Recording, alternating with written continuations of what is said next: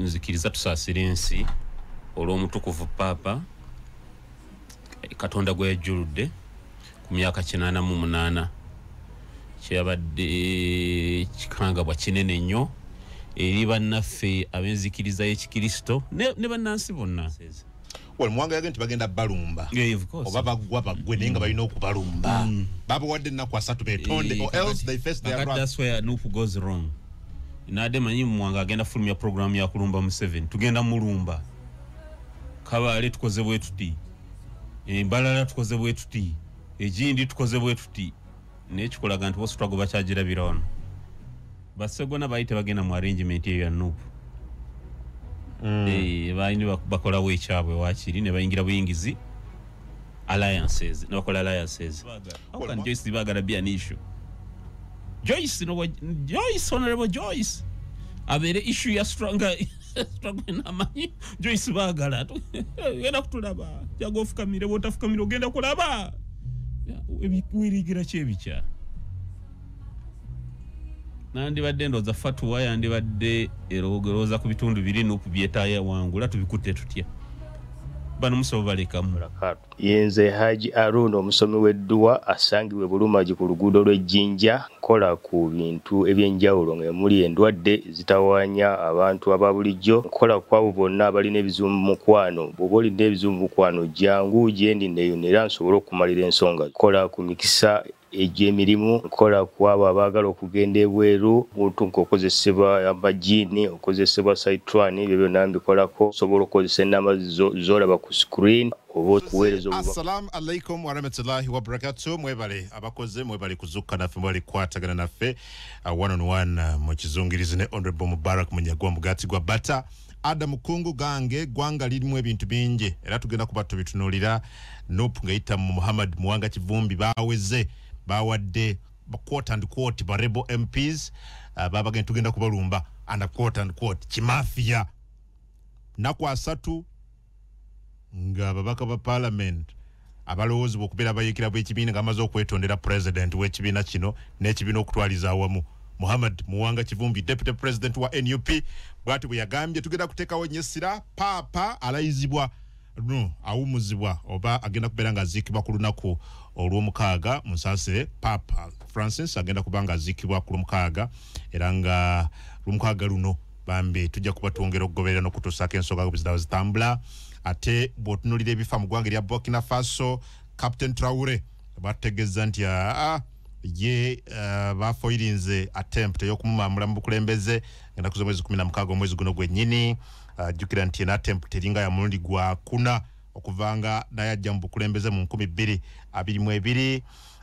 n'ensonga endala nga bwe zimiridde wano mu ggwanga tugenda kuba tuzitunulira Dr. Kizza Besigye bannamateeka be nate Lukwago ne banne bazzeemu okubeera nga bagezaako okusaba kooti okumuyimbula ku kakalu kaayo jukira gwasooka kooti yagaana yaga nti byonna byonna obituukiriza ne tojja kuteebwa kubanga oyinza okutataganya ebinaava mu kunoonyereza oba ojja kutataganya abanoonyereza yabala oluso jukira nti wiiki ewedde Norbert Mao yatugamba nti okutransferring emisango okuva mu kooti z'amagye okugenda mu kooti zino eza bulijjo nga Supreme Court bwe yalagira nti nteekateeka ekyagenda mu maaso naye erisiro kubanga omu ku bujulizi oba ku exhibits biri perishable bannamateeka bakikubyemu ebituli abadinalira opposition gaga nti kirabika luno olukujjukujju gavumenti oyagala okubanga ekola esooka ereeta ennongoosereza mu tteeka liri ery'amagye semanyi bannamateeka gwenda mu studio kino akirowoozaako ki naye nga ajja kuba ayanukula Honorable Mubarak Munyagwa mugati gwa bata wali wano nga bulijjo tuba naye. Assalamu alaikum Honorable. Wa alaikum assalam wa rahmatullahi wa barakatuhu. Abatuwuliriza n'abatulaba mbalamusiza mukulu ku nzikiriza tusaasira ensi olw'omutukuvu Papa Katonda gwe yajjuludde ku myaka 88 kyabadde kikangabwa kinene nnyo eri bannaffe ab'enzikiriza y'Ekikristo ne bannansi bonna because ebimu ku bibala bya Papa bibadde bigasa ensi yonna beyond Catholic religion. Nali nkunyumirizaako ze nasomera mu ssomero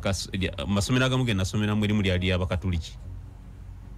babayitanga the Holy Cross Brothers bavanga mu America eyo St. Leo's College Kyegobe Fort Portal nasomeramu nayisibwa bulungi nnyo waliyo brother John Flood yali mu America nga headmaster Father Ryan oba muli ali ekitovu ali oyimpiire nnyo yali ansomesa general paper Flood yansomesa mathematics mechanics waliyo brother Gerard bali ba America beka batusomesa ku A level so nti amasomero Catholic Church ge yazimba mu nsi muno amalwaliro amachi ebiki obirabira ddala nga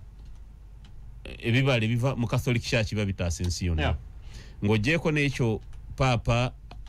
ensi lwaki erina okunyolwa Papa abaddemu ebintu bibiri Papa abaddemu omukulembeze w'eddiini the Bishop of Rome the head of the Catholic Church naye ng'ate alimu obwa president Papa abadde president yes waliwo kye tuyita the Holy See abadde president president the Holy See obwa Papa bulimu ebintu bibiri mulimu omukulembeze bw'enzikiriza n'obwa president wa Holy See bwa Holy See Holy See teyina borders Holy See emala y'ensi yonna abakatuliki balina gavumenti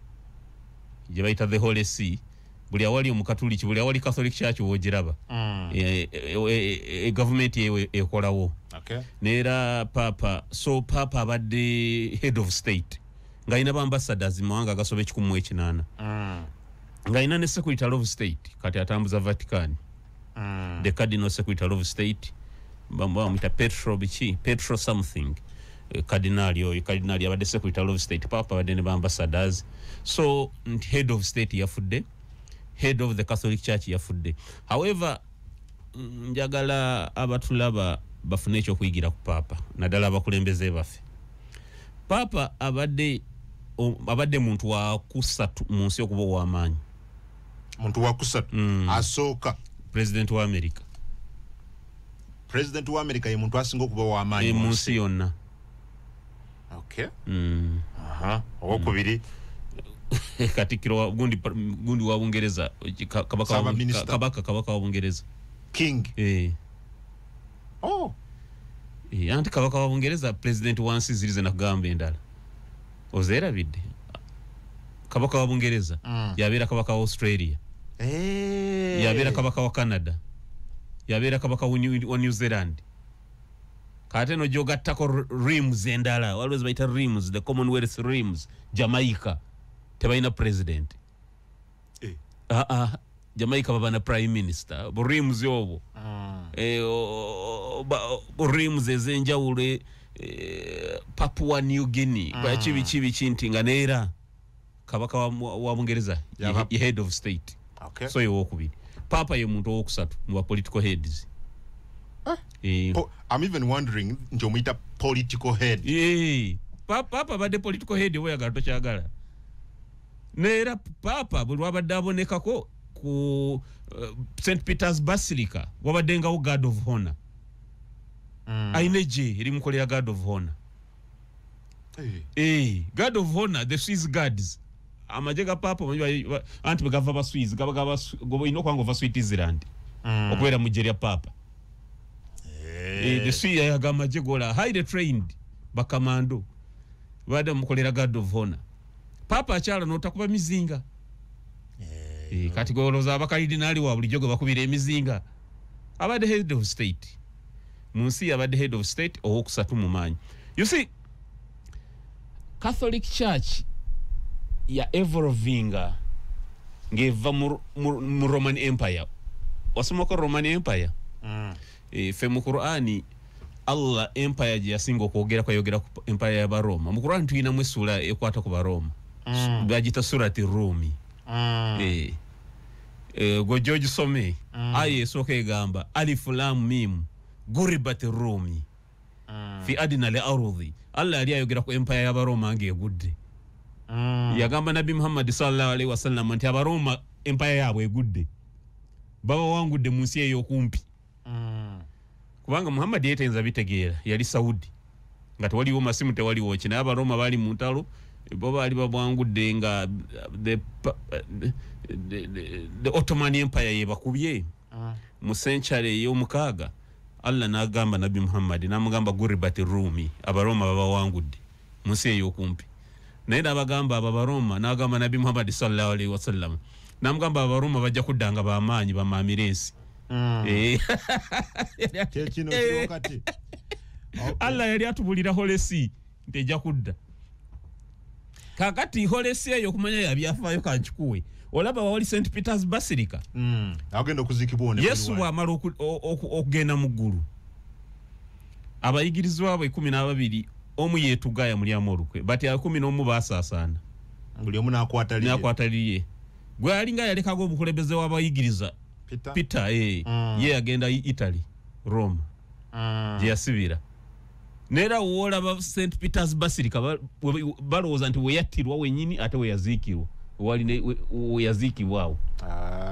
nera baba badde bazudde n'ebisigalira byawo around papa n'abiraga n'ensi omutukuvu n'abiraga n'ensi Peter bamuziikawo abo bazikawo abagoberezi ba Yesu ndozanga basatu babana awo olabaawo St Peter's Basilica exactly nera kigambibwa nti Peter yali papa asooka yes bano bonna bajja bagoberera exactly so binaye lwakuba bamcrucifying bamuteeka ku musalaba naye nga yeewunzise yagana yabasaba nti munteekako nga mwateeka omukama wange Yesu munteekeko nga nze neewunzise akola bwati bamuteeka omutwe guli wansi neera yafa mangu because of suffocation. Okay, maybe atuwuliriza oyongere okumuyamba Pap gundi Rome ono wabadda ensene ya Italy Vatican jagala okwasaganya Vatican ne Italy omuntu anyonyoke ebifo bide ebibi okusooka Italy teyaliwo omanyiza nkoze nnyo research mu international politics okusooka Italy teyaliwo yali papa nga yatwala nawe Italy wolaba nasukka n'agenda ne party za Europe ezimu ensi ezeetoolodde papa papa Peter exactly aba Peter bani kakati ne bajja bana byafuzi ne bakubawa papa ne bagenda nga babowambako territories papa watuuka mu kibuga Rome awola Vatican ne badiginga in abasirikale be the Swiss yali afunye ba missionaries okuva Switzerland ne badiginga in ne bagatufiira wano ku bifo byaffe bitukuvu bino otufiira kakati ayali kabaka ayalinga kabaka bwali buzebu bawamba obuseere ebyo ne bagamba katukole tutya abasajja twalumbe bajja kututta bafunye abaswisi oba tubalekere tundu eriyo tuteba papa ne batandika okupanga enkwezi taba papa battako ba papa nga mukaaga abaddinganye ne balanga tekikola kati Mussolini bwajja Mussolini abala basoma history bamanyi Mussolini abala agamba naye tukyasobola okugenda mu maaso n'okwagala okuggyebwa papa mu Italy wano tuwambe ekitundu kya Vatican mwe bali oba tuteese nabo because abakatuliki nga beeyongedde nnyo mu nsi yonna tebatulumbe katokyayinza okutta papa mu modern times zino mu 1929 Mussolini n'ateesa ne papa yaliko yali papa ni Pius 1929 Pius wa 11 papa Pope Pius wa 11 Pius yes something Mussolini n'ateesa naye nagane datusayininge tontabaala nga siri kutabaala mukama wange eyebeera ensi nga fete tugifuga obula nga tukolagana bukolaganye nammwe Vatican ebeera ensi 1921 ensi eri mu Italy exactly ensi eri mu Italy ng'eyeetongodde eneera eyayiika 10 yika only 100 acres yika 10 papa teyafaayo nnyo olw'ensonga bamu advising omuli Catholic Church bazze basajja bazibuzibu nga basikira abaroma bazibuzibu kati papa bamu advising ayina abagezi naga towakana tuyina ensi ennene esinga kutaka lino tuyina the Holy See ogambye Holy See ye buli mukatuliki wali government yaabwe teina boundaries erina borders agakani yagala okukikola nekimulema abagakani foundations ebone balina Holy See actually abakatuliki abasinga tebalina mu Europe bali mu Latin America na Africa Brazil Nigeria bali mu Latin America na Africa Argentina kandi bamugala totawana wano tufune kibeere kitebe stansi yetongodde oli head of state tukole kye bayita the Holy See John ofuganga papa neera papa Holesi azafuga ensi eno ngayita mbiwandiko byetuyita encyclical waliwo abakatuli papa waba fatua mu Busilamu tuzita fatua tazwera mu baruwa zino ziri plain kuandika kwa kuita encyclical papa asinzira Vatican na wandika chaita encyclical netambula kivunani bwa buli mu katuliki eno mukulembeze bunsi yono kukigoberera jade akawandika yabadde landmark yabadde ku climate change ne environment nera bagamba Congress ya America yabadde genda debating which season eziddako yabadde ya page 2 encyclical so kati bali omuntu bwatyo na wandika ekiwandiko nene Congress ya America ne debating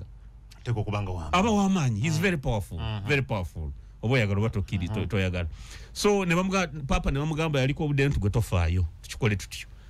ne Vatican kuyikaza ekikumi nebeera gwanga nebeera mu amajaga agaba Switzerland be bali munera good try to badde ko ne papa omudugavu no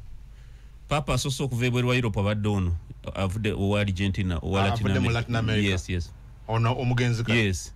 soso kuvawa ebwerwa Europe abadde ono papa so either abadde ate mu America North America siri sure nebo nabadde bava mu Europe inako nga bibiri ba papa bibiri mu Europe inako nga bibiri mu 10 something America okay but now papa yafudda zikibwa lwa Sunday brother lwa mukaga lwachi ngama nti papa adeta sisubi na America aliyefuje yo popu baade bayina nezalawo oma America bayina ezalawo bazalawa abangereza abakatuliki Vatican America tebagala kintu kyonna kukigondera nga tekiva waabo bazalawa Vatican abangereza nabo ne bafuna papa waabwe ye king wa queen Aunt king wa Bungereza yabadde defender of the faith America lwachi America abangereza bazalawo ekintu kya Vatican ne batandikawo papa waabwe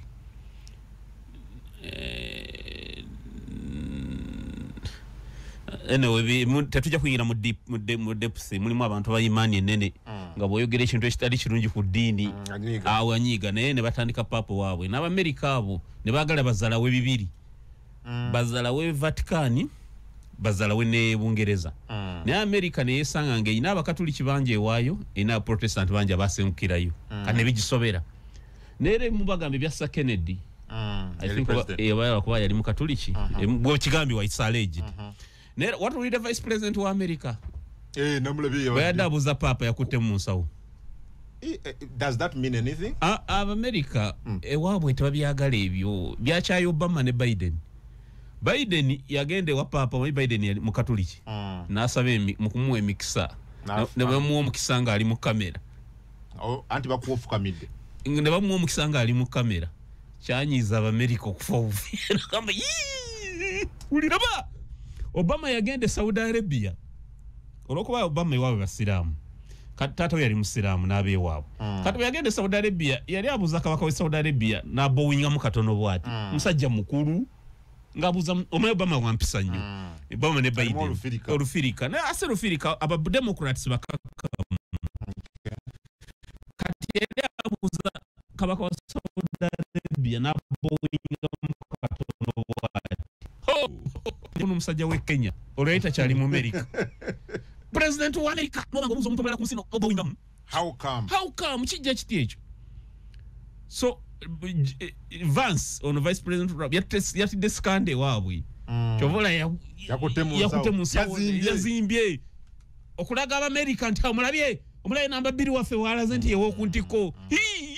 America bagalanye ebyefujje ebyo chovola abakatuliki abali mu America bakiriza mu Vatican ne majority ya America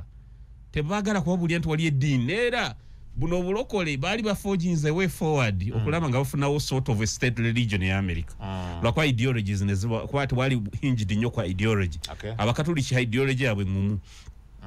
abakatuliki ngambye bya biva wala obulde je biva kwa yigirizwa ba Yesu ebyabo bizibu bigumuta so akumalaga bisatula abalinga abasatulako bali ba Protestant naye bana balokole ekyabwe kyatabuka olwokuba tekyalika ideology eri common gye basharinga bonna ono akola byamagero ono agoba misambo ono akola nekitabuka Well, emikisa gy'omufiriko okufuukako papa ndabye obwedda buli omu ayogera ku mitimbagano n'ewalala n'abo abafirika babiri be banokoddwayo nti bano bandiri obwa papa omu ku bo ye Peter Kwodo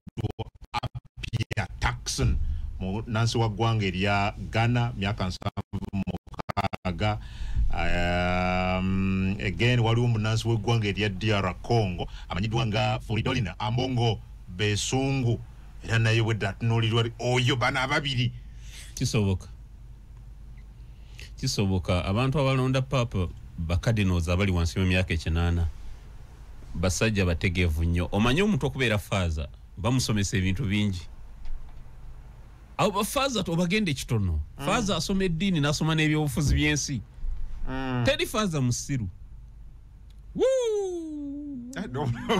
wabula kyogereko kungu teri faaza musiru bafaaza babeera basajja bagezi nnyo kungu faaza basoma ebintu teri faaza musiru babasomesa geopolitics ne basomesa biki kati omuntu bakadinoza abasinga balina zi PhD mu philosophy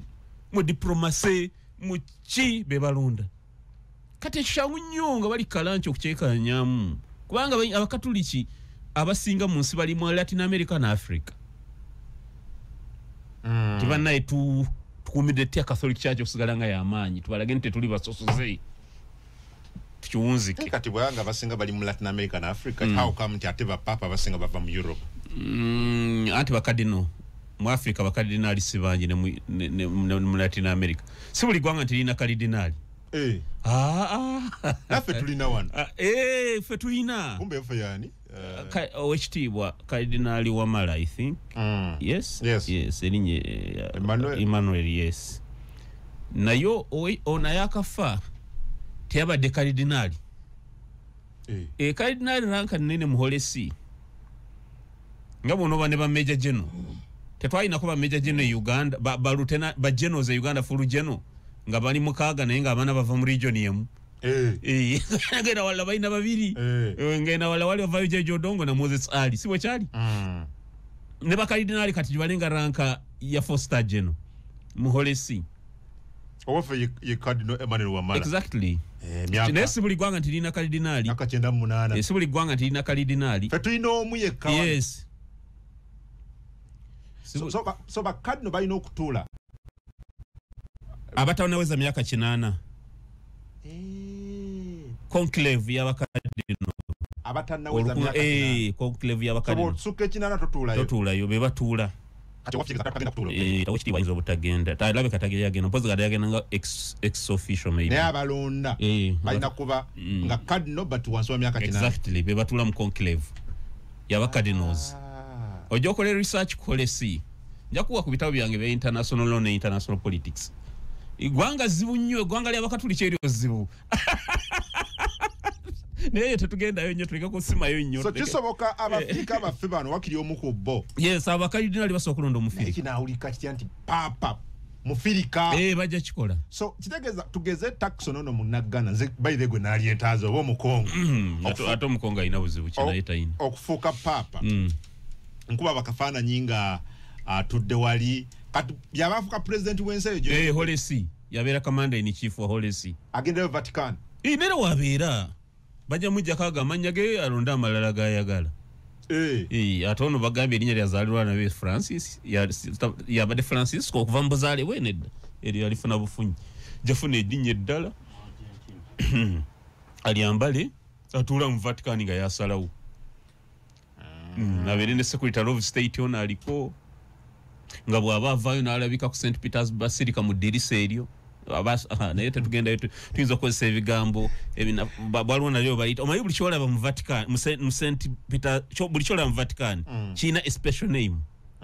so tomala googera tomala gasaatuuka n'oyogerayogera nze ekyo gye nalyetaaze ku mulembe gwaffe guno Katonda gwatuwadde tulabe ku paapa nga muddugavu an-African nga ye paapa w'ensi yonna kisoboka abamulonda bali sophisticated nnyo bagezi abakatuliki abo Holesi bagezi nnyo eri central government yabo Holesi basajja bagezi nnyo ba strategists b'amaanyi. Okay, briefly togereko ku papo ne yafudde ayogeddwako nnyo kubeera ng'omuntu omukaka peak of the war wakati wa parties ebbiri mu South Sudan twamulaba yakkakana n'anywegera engatto ya Salva Kiir Riek Machar buli omu n'aswala buli aliwo n'aswala mukyala Garanga n'akaaba n'amaziga Angelina abamuyitani mukyala Garanga muyitani sorry omugenzi Garanga ne n'akaaba n'okkaaba yabanafuya nnyo tebaseo bamweyita ba kitalo nze batata kambafukamiri mulekera okutta abantu nanywegera n'engatto buli omu yaswala yabakuba ekikolimo ky'amaanyi ky'amaanyi mtimwene mwewe fuula bakiwaje ng'omusajja omukulu bw'atyo omukulu omulembeze w'eddiini alina kukka wansi akunywegera ebigere olyoka otegeere abakulembeze ba Afirika abantu badde bayigira nnyo ku Popu yakyala mu America alina akamoto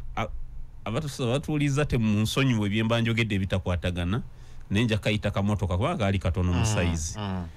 motoka y'omukulu wetu bagita kamotoka naye munatusonyiwa nti yayina nyija kujja bulungi ekifaananyi yajjira mu kamotoka akalaisi Abamerika ne bamulonda n'ezaabwe ziri z'omanyizi beasts zaani n'akalemeramu n'atambulira mu convoy ng'akakeke kasinga obutono kalinga rawumu naye nga Popu atudde kagamba ng'akulaga nti eno ensi bino bye mulimu bya bwereere sente ze mwononera mu zikonvoyi bikimu abantu babeere bulungi muleke kwonoona sente abadde atambulira mu akamotoka k'omanyi Popu nga bwakulaba gwoze n'amampaati ng'asobola okufukamira n'akunywegera ebigere kubyolaba pasita abamu bakola ne bamunywegera ebigere wano banywegera ebigere ye Popu abadde asobola okukkana mukama wange nina kye nkusaba munaaye lekerawo okutta abantu n'anywegera ne ku bigere taata lekeraawo kati omuntu bw'ati commander in chief ngambye omuntu owokusatu mumaanyi mu nsi ate mu nfaaye byoge nti tayagala kuziikibwa mu bintu bya bbeeyi yes nera yayogedde nera yetagenda kuziikibwa na St Peter's Basilica ye Popu nakuzikibwa bweru wayo okuva 1907 ye Popu agenda okudde kuziikibwa bweru wa Basilica eyo agenda kuziikibwa mu Lutikko endala awo naye yagambye ne sanduuko ye tebakozesa nnyo ya bbeeyi biki tabadde musajja abadde agezaako okulaga nti bino obukulembeze olina kuba muweereza ayina encyclical eyo gyalese ey'obutonde bw'ensi yagaye bannaye mutaasa abaliddawo abakulembeze b'ensi bano bw'amanya nti nkuze ngenda yaali ataamu egenda ate wawulo yaga nti ensi yamwe nja gibalekera ngenda gibalekera naye oli yagamba nedda mu encyclical ye oba is it page 7 waliwo yagiyita our common home nagisoma nja gikuweerezako encyclical eyo let us make our common home a better one abalidde bagisange Popu abadde n'omutima abakulembeze gwe bataba nagwo naye era oyinza omugeragere ne Popu gy'olipo okubiri omujjukira kyalira omusajja mukomera yamukuba amasasi abagezaako okulaga nti obukulembeze toba wa kitalo President Museveni yamwogeddeko nga voice of peace yes abadde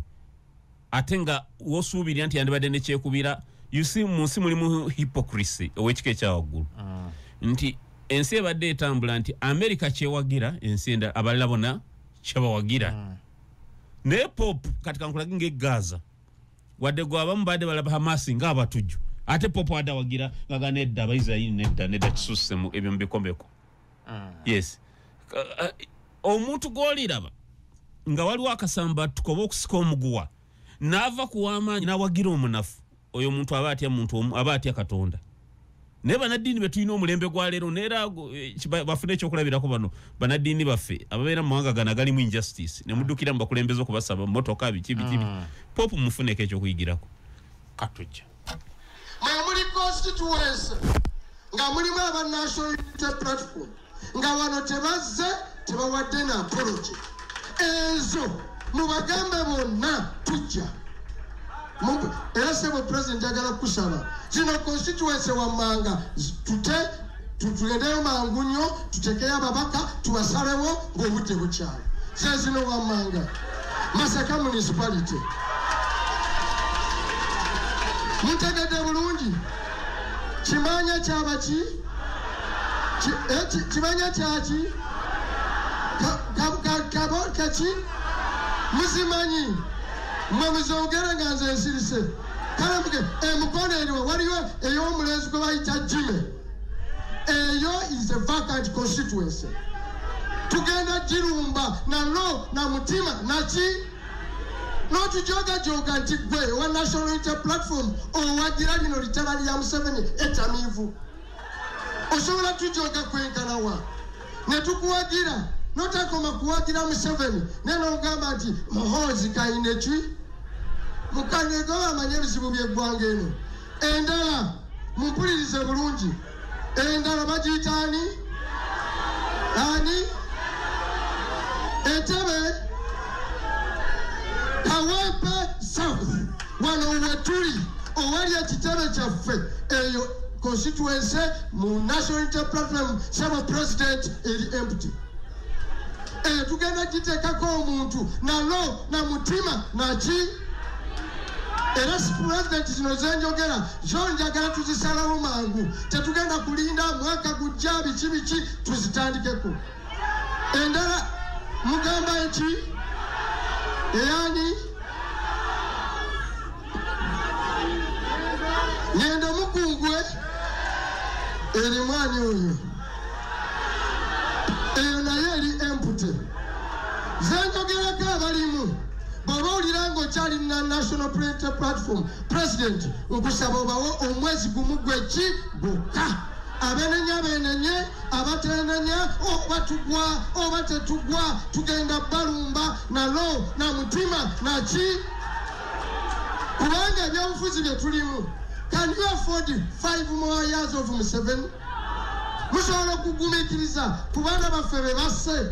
be bakubye meya w'ekirawu yakulaze omukono zaake wano namboza omulongo baguma ono president waffe Nyanzi oba bamukubye ekiyiso 5 more years of Museveni nga gwoli mu kifo kya palamenti twakusimbawo ne tukuteekako amaanyi kati oli awo oyagala tugamba tureforminge tukole alternative. Museveni's government NUP is not for removal, it is not for reform. NUP eriwo kusuula kibanyi naki na menvu gaki kakyo tebabamalira biseera bino biseera bye tulimu. Leader wange opposition George Senyonyi nze kyenyina nkubuulira ekintu nga bwe kiri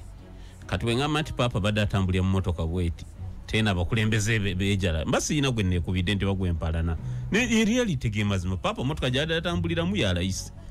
eno mu Afirika osanga konvoying omuntu alina emmotoka 6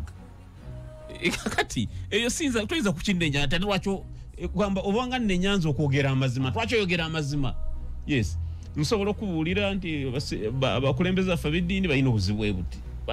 mbasiina kye neekubidde yes NUP kitokota nkuzanyira eddoboozi lya deputy president nga wulidde eddoboozi ndiwulidde ya Honorable Mwanga Kivumbi Kawempe gye wali okiikira nakateri mubaka okusinzira ku Kivumbi yes balumba genda kulumba Masaka agise Masaka municipality unfortunately teriiwo newunyiza okuba nti mbaka kino takimanyi kubanga kiriyo kinyendo mukungwe nekimanya kabonera then Njeru ewajimerwanga nyendo ya Mpuuga kabonera ya Bwanika Entebbe municipality ya Musajjange Mbwatekamwa Kawempe South ya Kazibwe Bashiri Mbazira Mityana district man MP Joyce Bagala n'abalala bagenda balumba kimafia batuufu atawamu bakyamu alina wabeeredde omutuufu ate n'abeera omukyamu okay mbadde mmanyi ajja kulambulula okulaga yandibadde agamba ab'Emityana district abava baagala Joyce mutandikewo enkuteekateeka y'okwekolamu akamyufu mwerondemu omubaka omwagala abakiikirire mumutuweereze ab'e Masaka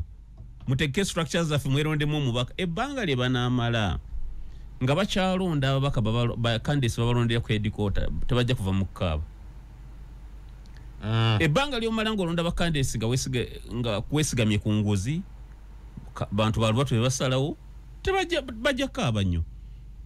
President Museveni yeetaaga ki ajja kufuna milioni 2 aziwe bacandidates be bayagala agaye mugende ku NUP mufune kaadi bajja kujja bazigule bazitwale. The moment kasita bataakwata ekibiina kukiza mu bantu bajja kaaba Yes. Naye on the other hand batuufu kino kyogamba nti tukutaddeyo Jamie batuufu. You see, was that necessary? Yes, it was Bampuuga. Omanyi nakugamba bw'ogula amayembe gakuwa obugagga olina okugumira ebiragira amayembe byonna bye gakuwa. Gagamba oyambule odduke wali entinda mu tawuni oyitemu ng'oli bwereere olina okikola ssebo. Kati Abampuuga babwanika bani tebadda mugamba nti abaana notyobola no mwagula amayembe gabawa obugagga mugumire ebiragiro by'amayembe. Walabye Ssenyonyi kye yakoze Sseggona. Yamugambye ono ayogera nnyo Venachula nja muyigiriza oluzungu lelele okutyoboola kwennyini level ya Sseggona former minister wa Kabaka and practicing advocate of the High Court amaze emyaka 18 a member of parliament for 3 terms, one of the celebrated lawyers exactly going naye ebigambo mukasukira byaki naye Basseggona gubasinga bagula amayembe gabawo obugagga bagumire ebiragiro by'amayembe. Nze kungwe mbase kukiririza amusiku joininga. Nze siringa muli wa golu, nze sirya mawolu. Abali ba golu manche mukola. Ogenda musani kono sanga mu Lumonde. Ngemmese ya mulumiyeko. No salako ne webuza otebuza abadde tuddewo. Osala waliwo yalumye. Nere emmese mbwa abanyakola baberi. Abanyakola bansanyusa nnyo. Data bote bagandi nyina kyekubira. Abanyakola bayina kibuzo bagambwe emmese bwe kulabe osala kedda mu kasolya ne eseka. Nega hona shogu na nyanga bunwa ankunda bubunu.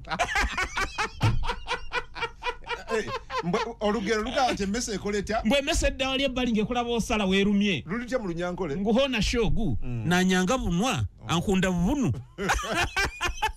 tayagala bumwa bwange n'obunnyo akyawaka mwaka nge we nalumye nayagala ate akabina kange we katudde.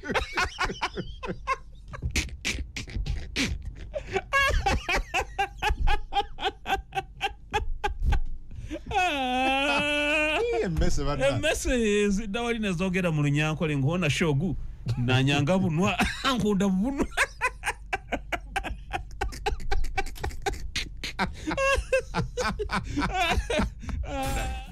Ngaba kulu bakiguddeko. Katojja gamba. So ogambye Sseggona bamwisizaamu amaaso. N'eki mugwa. Kubanga nenga muzeeyi n'atamaga nti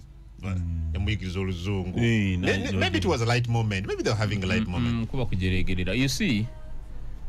nyine kigwa ya kiwebuula. Bonna abantu muyinza obutakkaanya muyinza okuweyinga ne mugamba nti okay ngono Jimmy nti okay wa Pierre waliwo muyinza ogamba bava kwa ideology naye ate waliwo muyinza ogamba nti ono tumulanga ki mbwe twavuma Mpuuga ye teyamuvuma ebyemu ne mubi ne mubi wewa kutamuyina kuba mwena so Bampuuga balwa Basseggona ba Joyce bagala babigwanidde bagonde okuyisibwa bwe bati Basseggona bayite bagenda mu arrangement eyo ya Nuupu. Baini bakola wekyabwe wakiri ne bayingira buyingizi alliances ne bakola alliances. Well mwanga yagenti bagenda balumba. Yeah, of course. Oba bagwa bagwe nenga balina okubalumba. Baba wadde naku asatu betonde or else they face their wrath. That's where Nuupu goes wrong. Nade manyi mwanga agenda fulumya program ya kulumba mu 7 tugenda mulumba. Kabale tukoze bwe tuti. Mbalala tukoze bwe tuti. Ejindi tukoze bwe tuti. Nekikolaga nti bosi twago bakyagira birawono. Mu Buganda wano singa banasuula Mpuuga struggle ebewedde bakuba Mpuuga ne bamufulumya nga struggle bagimaze struggle limited ku Honorable Mpuuga ate gwe bayadde boogera wadde tobulira Joyce Baagala ye issue kati ye problem Joyce Baagala how can Joyce Baagala be an issue Joyce Honorable Joyce abere issue ya struggle namanyi Joyce Baagala genda kutulaba jago ofukamire botafukamire ogenda kulaba ebikuwirigira kyebikya nandi badde ndoza fatuwa yandi badde erogeroza ku bitundu biri Nuupu byetaaya wangula tubikutte tutya bano musobo balekamu achita nekiyita ne mutundu ya kintu kinene. What does that mean for the NUP? No, NUP, of course, I told you that is their weight. I told you in boxing you can't punch beyond your weight.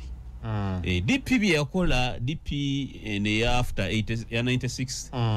NUP tejabisuka ko nnyo hijja kubeera ono obo bira bebyo baka leero badde 5 badde 3 mu 5 oba 2 mu 5 webeti webiti nga bola webiti ebirewo tejja kuvaawo n'ebyo obuyinza wapi no kutajja kukomba ku buyinza kungu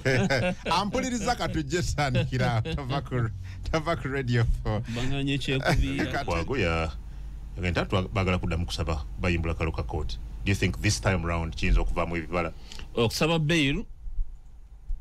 tekugaana ne bw'osaba emirundi 4 yes naye tusaba ekitongole ekiramuzi oluusi ensala zino bazitunuulire nga bazitunuulira bateekamu ak'obuntu nga baba tebanazifulumya kubanga owekitiibwa omulamuzi simunenya bunenya naye bw'agamba nti mutuukiriza buli bukwakulizo bonna obaweesa bail naye sijja kugibawa kati abo bayesigamye kuteeka ki ayinza okutataaganya is likely okutataaganya ekyo nakyo olina ekyokukikolera omusibira ewakaawe mugamba genda ewuwo poliisi emukuumira ewakaawe make sure nti tabeera nnyo mu bantu nga talina lukusa ekyo kooti eyina kooti is the expert of all experts kooti ezoolaba zirina obukugu kintu ekisingayo obukugu mu nsi yonna nti you are an expert of all experts ekyo nakyo kisalira amagezi naye tosobola gamba omusajja ayina ebyetaagisa binomuwa bail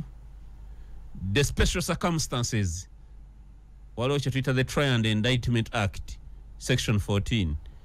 eteeka erijjayo circumstances under which wotalina kumira muntu bail emu ku yo ye advanced age omusajja alini mu myaka 6 kagenda okuweza 7 noga sijja kuwa bail 9 akoze ne nga bamweyimiridde alese be MPs bamemba wa parliament so omulamuzi bw'ogamba nti byonna obituukiriza naye sijja kuwa bail sijja gikuwa kati oba okoze mu mateeka tulina kye tuyita pa incuriam decisions pa incuriam decisions nakugamba ze decisions omulamuzi zaakola nga tagoberedde etteeka lyonna n'asalawo akikole ng'omuntu those are pa incuriam decisions they are unfortunate decisions ku record ya court yes so owekitiibwa omulamuzi si kumulagira si kuyingirira independence ye sikola ki naye tumusaba Dr. Besigye is a man of advanced age. Dr. Besigye eddembe lyasooka ne linnyirirwa yakidnappingwa okuva e Kenya n'ateekebwa mu kooti etali mu mateeka n'arimandingibwa beyond the remand period kubanga kooti eyo baaja outlawinga eye Makindye Dr. Besigye yasigala ku remand. You remember very well. Eddembe ne linnyirirwa up to now owekitiibwa omulamuzi kye nandyagadde atunuulire even now the prosecution igamba bakyanoonyereza. Can you imagine? You are getting a Ugandan, you are keeping a Ugandan who is presumed to be innocent, being kept under incarceration, yet the prosecution inoculate obujulizi ga tukyanoonyereza and you are keeping him inside. In criminal cases or in criminal trials, the burden of proof lies on the prosecution. Or lies vested in with the prosecution. So, kat prosecution bwegamba tukyanoonyereza bujulizi. Okumanya kino kibi nnyo.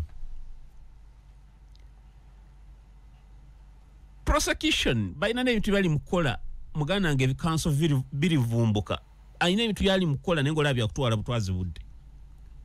Mu capital offenses kungu tosobola kugenda mu magistrates court chief magistrate tasobola kutwayinga capital offense ate n'ogende gwewa chief magistrate eyo oteeka application esaba